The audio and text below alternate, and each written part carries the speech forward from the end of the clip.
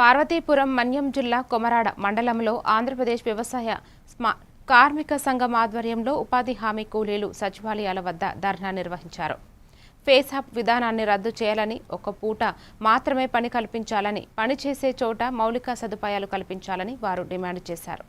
Pending వేతనాలు వెంటనే చెల్లించాలని, రోజుకు 600 రూపాయలు కూలీ ఇవ్వాలని కూడా కోరారు.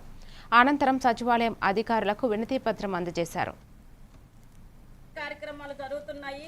ఈ కొత్త చట్టం వలన ఇప్పుడు ప్రజా సంఘాలు, వ్యవసాయ కార్మిక సంఘం ఆధ్వర్యంలో ఈ రోజు అన్ని సచివాలయాల వద్ద రాష్ట్ర వ్యాప్తంగా నిరసన కార్యక్రమాలు జరుగుతున్నాయి.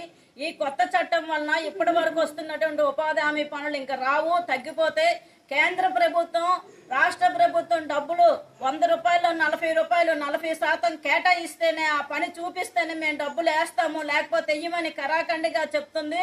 రాష్ట్ర ప్రభుత్వం సన్నాయి నొక్కులు నొక్కుతూ నేను అనేక సంక్షేమ పథకాలు గిరిజనులకు కానీ, దళితులకు కానీ, మహిళలకి, పేదలకి నేను ప్రవేశపెడుతున్నాను, ఇది 800 కోట్ల అదనపు భారం నేను మోయలేని చెప్పేసి మన కూటమి ప్రభుత్వం, ముఖ్యమంత్రి గారు ప్రకటనలు చేస్తున్నటువంటి విషయం పేపర్ల ద్వారా, ప్రకటనల ద్వారా మనం చూస్తున్నాం.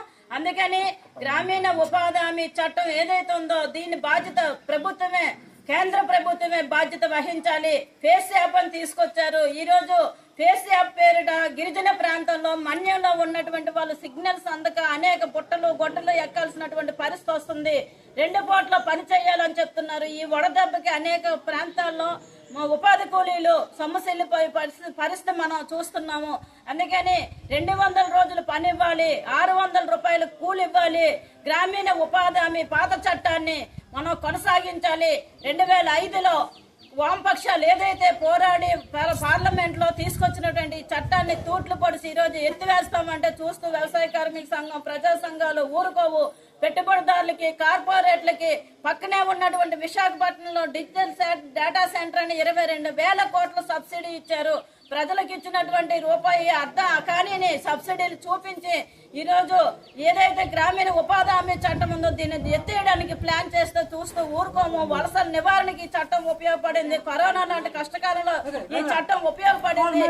దీన్ని పకడ్బందీగా అమలు చేయాలని మీ ద్వారా తెలియజేస్తున్నాం.